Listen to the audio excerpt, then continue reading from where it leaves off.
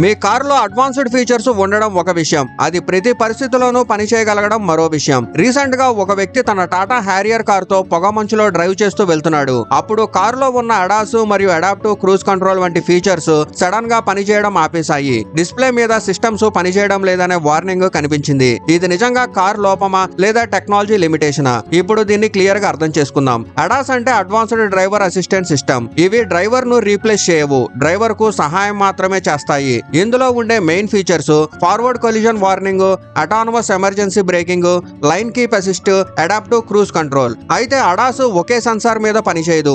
ఇది sensor fusion system. Front camera lanes ను ఇంకా వెహికల్ షేప్ ని గుర్తించడానికి, రాడార్ సెన్సార్ ముందున్న వస్తువుల దూరం ఇంకా స్పీడ్ ని కొలవడానికి, సాఫ్ట్వేర్ అండ్ ఏఐ ఈ డేటా అన్నిటినీ కలిపి నిర్ణయం తీసుకోవడానికి. ఈ మూడు సరిగ్గా పనిచేసినప్పుడే అడాస్ పనిచేస్తుంది. పొగమంచులో కెమెరాకు లైన్ మార్కింగ్స్ కనిపించవు, వెహికల్స్ షేప్ క్లియర్ గా ఉండదు, విజిబిలిటీ చాలా తక్కువగా ఉంటుంది. దీంతో సిస్టమ్ అనుకుంటుంది నాకు క్లియర్ డేటా లేదు, ఇలా పని చేస్తే ప్రమాదం జరుగుతుంది అని.